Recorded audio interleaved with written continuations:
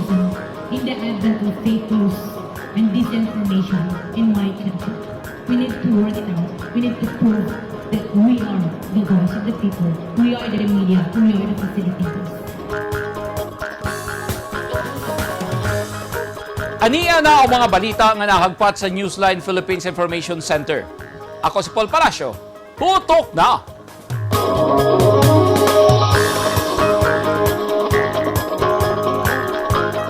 Sa mga headlines, 7 ka mga balay sa Baguio, Davao City, gipang demolish, pamilyang naapektuhan, may alma.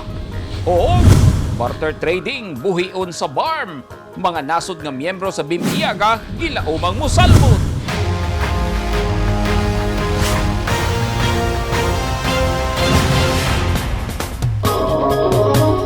Sa detalye sa ato mga balita, daghan ang mga bag-ong napili nga gobernador sa Mindanao ug sagad kanila gikan sa dagko mga pamilya sa politika. Sa probinsya sa Misamis Occidental, nakuha sa pamilya ni Congressman Henry Waminal ang mayorya sa posisyon. Ani ang report ni Eugene Hinutan. Andam na ang grupo ni Misamis Occidental Governor-elect Henry Waminal nga makikita sa grupo ni outgoing Governor Philip Tan. Midaog si Congressman Waminal batok sa naglingkod nga gobernador nga si Philip Tan nitong May 9 elections. Matod ni Governor-elect Waminal, Abril pa diyang gipagula sa Department of the Interior and Local Government kundi ay LG ang guidelines sa pagbugna og local transition teams sa tanang outgoing o incoming officials. Lakip na ang magpabilin pag-usab sa ilang katungdanan. Yeah, in accordance with the law, because Secretary Anyo had issued a guidelines that was way back on April before the election on directing local executives, municipal, city, and provincial governors to create a transition team in order to effect a smooth transition between the outgoing and the incoming that would happen after the election.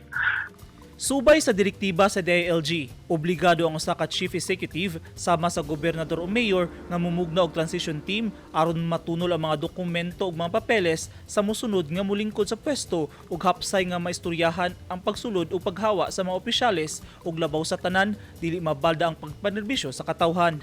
Una nang gisaysay ni DILG Secretary Eduardo Anyo nga pwedeng pasakahan og kaso ang mga opisyal nga magdumili sa kamanduan sa DILG nga mulambigit sa pagbugna og transition team. Matod ni Secretary Anyo, kung magmagahigyod ang usa ka local executive, dili na tugutan makahupot og bisan unsang opisina publiko, sanglit seryoso ang DILG sa gipakanaog nga mandato. Gisaysay ni Congressman Waminal nga nagulat na lang sila sa tubag sa kampo ni Governor Tan aron mulingkod na ang miyembro sa ilang transition teams ug kini alang sa kayuhan sa probinsya sa Misamis Occidental.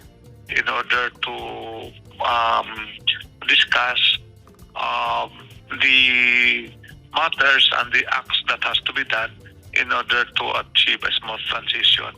And as of the moment, we are waiting for the response of our Honorable Governor, which we expect within this week time that will be materialized. Kung nagpaabot pa lang ang probinsya sa Misamis Occidental nga magtagbo ang miyembro sa transition team, sa probinsya sa Davao Oriental, nagsugod na og meeting ang mga miyembro sa transition team ni outgoing Governor Nelson Dayanghirang ug incoming Governor Corazon Malanyaon. Kaganihang buntag, nanumpa na si Congresswoman Malanyaon isip umaabot nga governor sa Davao Oriental, samtang si Dayanghirang nanumpa na usab niya tumilabayng semana. Dunay maayong relasyon ang mga politiko sa Davao Oriental. Hinungdan nga hapsay ang dagan sa ilang panggamhanan. Subay sa gitakda sa konstitusyon, ang tanang napiling opisyal magsugod sa ilang trabaho sa umaabot nga Hunyo 30. Eugene Hinutan, Newsline Philippines. Stay safe. Tutukan karon ni Senador Amy Marcos ang importation sa mga produktong pang-agrikultura para sa Davao City nga para niya usa sa mga food basket sa Pilipinas. Nagpasalamat ang senadora sa taga Davao sa suportang gipakita niini sa kandidatura sa iyahang igsuon nga si Bongbong Marcos Jr. hilabi na sa Team Unity. Ani ang report ni Norin Michelle Igonia. Duha ka mga barangay ang gibisita ni Senador Amy Marcos ang Buhangin ug Vicente Duterte Agdawa sa Davao City kagahapon. Buot sa senador ang mapaabot sa mga taga Davao ang pagpasalamat para sa iyang igsuon nga si Bongbong Marcos Jr. nga landslide vote ang gihatag niini ni adto nga milabay nga eleksyon. Sa iyang speech, gipasalig sa senador ang suporta isip baylo sa kadaugan sa UNITEAM ang pag-import og mga agricultural products para sa Davao City.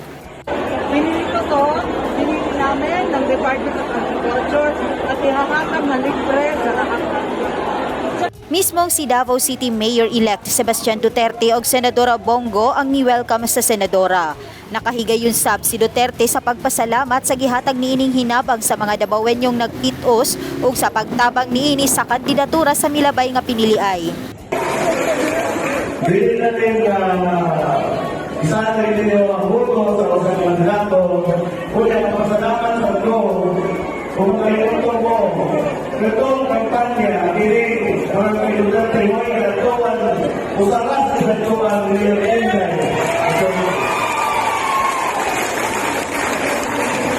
Kung ako kayo pasalamat sa kayo ito, bisa ako rin mo ka turn out ang mga buto. Kasi tayo ay porsyento ng buto ng tibuok ng bayan ng ilatag sa kuwa. Ang handog pasasalamat gitambungan sa lain-laing ahensya sa gobyerno sama sa DA, DSWD ug mga barangay officials. Atol sa programa, giapuran og gulay, isda ug ready-to-eat foods ang mga residenteng mitambong. Mubisita sab ang senadora sa mga lugar sa Visayas ug Luzon aron magpasalamat. Nurin Michelle Igonya, Newsline Philippines, Davao Region. Stay safe. Gipangguba sa demolition team ang 7 ka mga balay sa Barangay Usiero, Davao City nga gialmahan sa mga residente. Sumala sa mga apektadong pamilya, dugay na silang nagpuyo sa lugar. Anyang report ni Eugene Hinutan. Nagkayagaw ang mga residente sa Purok 9117 Bagu Usiero, Tugbok District, Davao City, duol sa UP Mindanao, dihang kalit miabot sa lugar ang mga miyembro sa demolition team kuyog ang mga pulis. Sa Facebook Live ni Jelly Mirafuentes Gabayan, makita ang hinay-hinay nga pagguba sa balay nga dunay tindahan nga naadapin sa dalan. Gama sa light materials sama sa plywood ug mga kahoy ang balay nga gipangbungkag sa mga miyembro sa demolition team. Usa-usa nga gipanglangkat ang plywood nga bungbong sa balay. Matud ni Gabayan nga residente sa lugar, alas 8:30 sa buntag dihang miabot ang demolition team kuyog ang mga pulis ug gipangitaan dayon sa mga residente og court order nga magpamatuod nga gitugutan sila sa pagpahigayon og demolisyon. Walay napakitang dokumento ang grupo ngadto sa mga residente sa lugar. Mihangyo pa ang mga residente sa demolition team nga dili una gub-on ang ilang mga balay hangtod walay mapakitang dokumento sa ilang ipahigayong operasyon. Sa pagdemolish sa mga balay, dunay mga representante gikan sa barangay ug uban pang ahensya nga dunay kalambigitan sa maong yuta. Ubay-ubay ang nagpuyo sa nisgutang dapit. Matud ni Gabayan, 7 ka mga balay ang nagguba ato sa demolisyon, apil na ang balay sa iyang iyaan ug apuhan. Wala hinuon maapil ang balay sa mireklamong residente. Sumala ni Gabayan, dugay nang lumulupyo sa lugar ang iyang pamilya ug niadtong tuig 1996 mi-apply og land title ang iyang mga apuhan. Sa pagpanubay sa Newsline Philippines, ang yuta ang gipatukuran sa mga balay nga gipang-demolish gipanag-iyahan sa gobyerno ug naapil kini sa 3.2 ka hektaryang yuta nga tukuran sa Davao City Hospital. Ang nasgutang yuta sa Bagu Usiero nakatitulo sa City Government of Davao ug wala ni bisan kinsa ang pwedeng makaangkon niini. Eugene Hinutan, Newsline Philippines, Davao Region. Stay safe. Naglusad og usa ka simanang assessment og joint visit ang Bangsamoro Autonomous Region in Muslim Mindanao ug Mindanao Development Authority kun Minda sa mga probinsya sa Tawi-Tawi ug Sulu sa tinguha nga mapalambo pa ang ekonomiya sa nasangpit nga mga probinsya. Ani ang report. Ginatunan karon sa Bangsamoro Autonomous Region in Muslim Mindanao o BARM ug Mindanao Development Authority ang pagpalig-on pa sa oportunidad sa binayloay og produkto kun barter trade. Tali sa Brunei Darussalam, Indonesia, Malaysia, Philippines East ASEAN Growth Area kun BIM-IAGA. Sulod sa usa ka semana nga joint visit sa mga opisyales sa Ministry of Transportation and Communications, BARM Ministry ug Mindanao Development Authority sa probinsya sa Sulu ug Tawi-Tawi, gitun-an sa grupo ang mga aspeto asa mamahimo pang mulambo ang lugar sama sa turismo, patigayon ug kalinaw. Apil sa gitan-aw kung andam na ba ang stakeholders sa pagdawat og mga interesadong mamumuhunan ug pagsiguro nga dunay igong pasilidad. Apil sa giinspeksyon sa grupo ang mga pantalan ug airport nga importante sa komersyo. Unang-una, kukonsultahin natin yung mga taga dito. Ano ang mga pangangailangan, ano ang mga challenges. Then, hahanap tayo ng funding agency na pwedeng tumugon doon sa ano man ang challenges na nandito. That way, Minda works as minamatch niya yung pangangailangan at saka yung nagbibigay ng assistance. Porsigido ang mga otoridad nga idduso ang kalampuan sa nasangpit nga mga probinsya. Labi na nga sa ulahing report sa 11th Infantry Division sa Jolo, mas hapsay ug malinaw na ang probinsya ug nakahatag kumpiyansa sa mga negosyante ang ligong seguridad.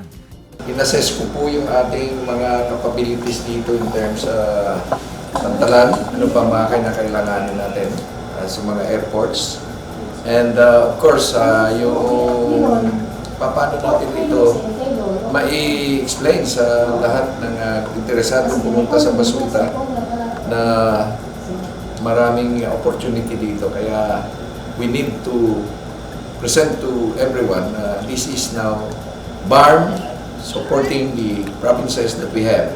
Nagpasalamat ang mga opisyal sa BARM sa mitabang aron mahimong malampuson ang joint mission sa duha ka probinsya. Labi na sa Philippine Coast Guard BARM nga nagpahulam sa Cape San Agustin nga barko aron magamit pagtuyok sa mga isla. At tangi! Single-use plastic giduso sa Zamboanga City isip selebrasyon sa Environment Month. O Malasakit Center sa Davao Oriental nakadawat og 50 million pesos nga assistance. Naging mapaghamon ng taong 2020 sa bawat Pilipino at sa Philippine Charity Sweepstakes Office. Nakapanlulumo at nakapanghihina, ngunit hindi tayo kapwa susuko. Mula noon, ngayon, at sa hinaharap, asahang makakasama ninyo ang PCSO sa pagbangon ng Pilipino sa anumang pagsubok. We will get through this crisis as one nation. Ang mga taong dunay mga ginahambin nga mga grabing mga balatian o comorbidity, hilabi na ang mga senior citizens, sila ang mas delikado nga maigo sa coronavirus disease COVID-19. Busa dubling pag-amping ang himuon og tambali ang mga ginahambin nga mga sakit. Ang pagtumar sa Bilonga Gold Herbal Capsule is a food supplement makatabang aron mapunggan nga musamot ang mga balatian. Turmeric o luyang dilaw ang nag-unang sagol sa Bilonga Gold. Gisagulan og sodium ascorbate o vitamin C aron mas mulig-on ang immune system. Ang Bilonga Gold Herbal Capsule mapalit sa mga butika.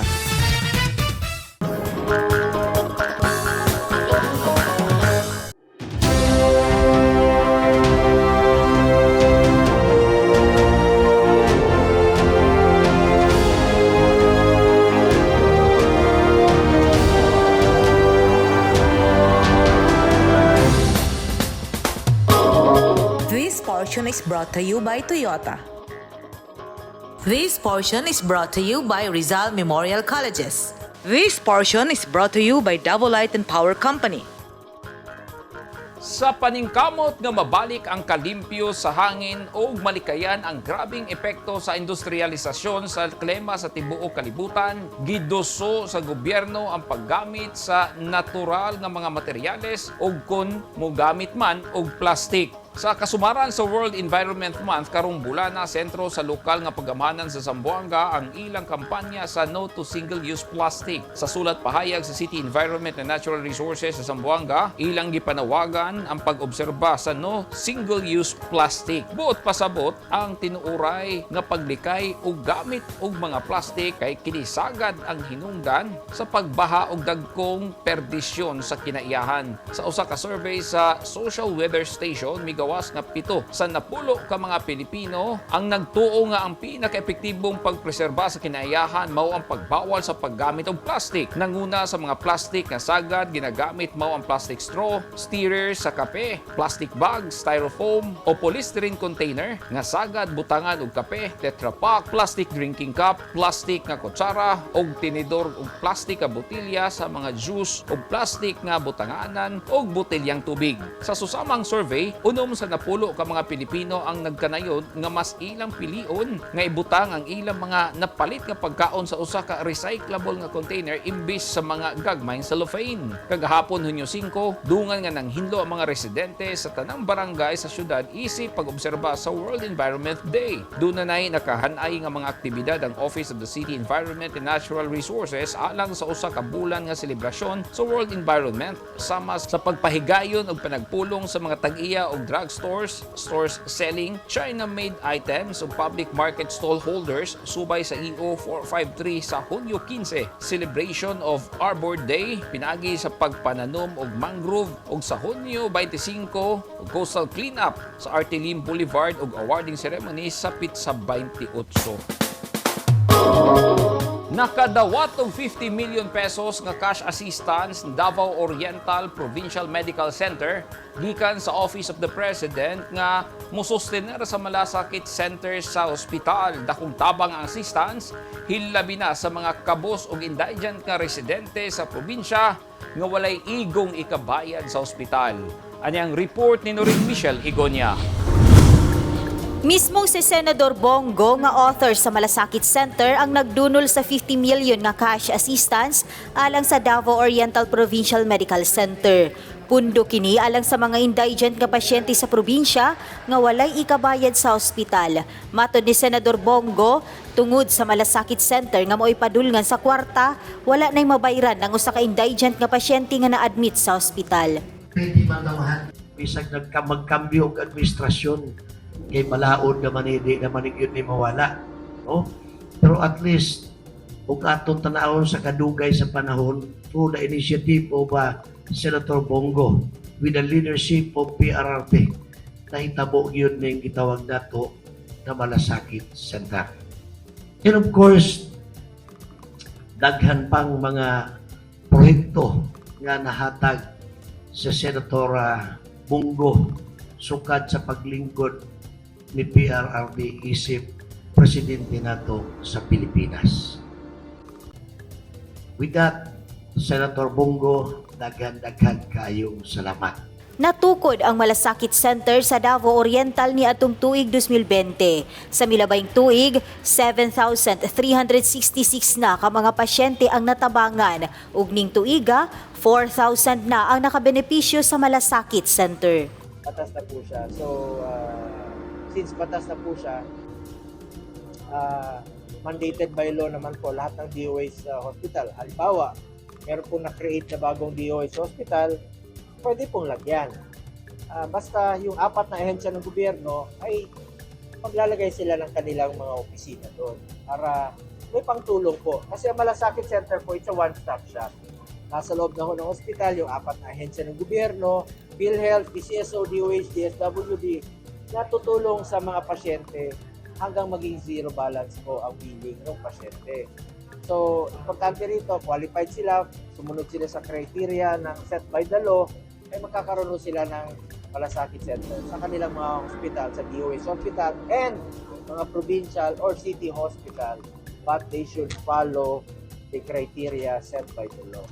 Nakabarog na sab ang hospital sa mga ICU cases nga pasyente nga dili na kinahanglang i-refer sa laing hospital nga gipunduhan sab sa Office of the President.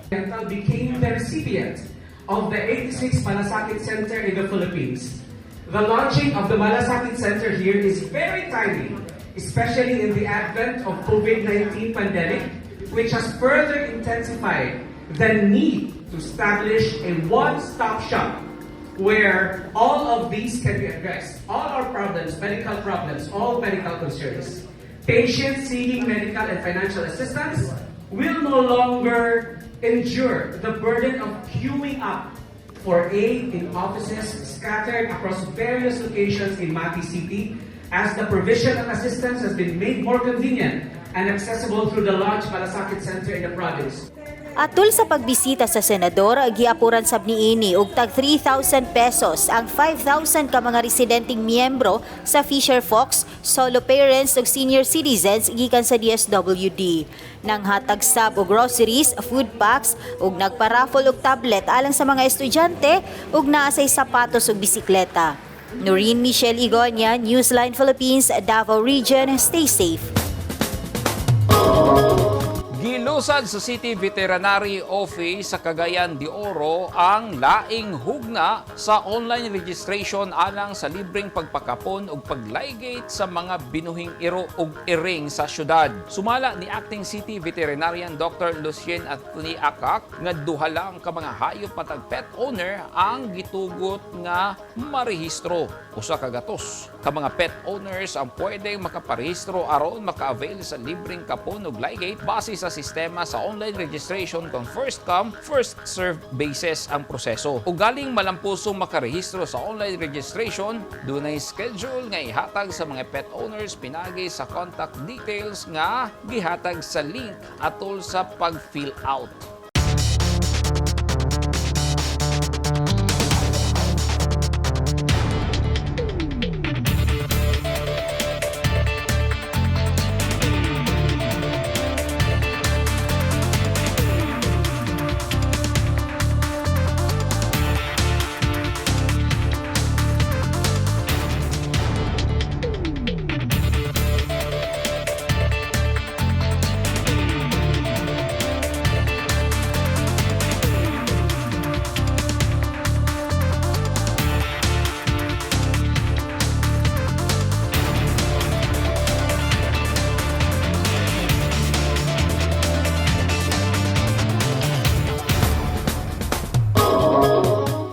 Kadto naghingpit sa mga balita nga nahagpat sa Newsline Philippines Information Center. Alang sa dugang mga balita, bisitaha ang website nga www.newsline.ph. Sa Facebook page, Instagram, newsline.ph. ug sa Twitter, newsline.ph.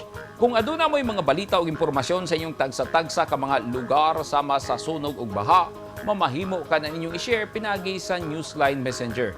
Masundan o sabi ninyo pinagi sa pag-subscribe sa YouTube channel sa Newsline Philippines. Ako si Paul Palacio. Daghang salamat and stay safe!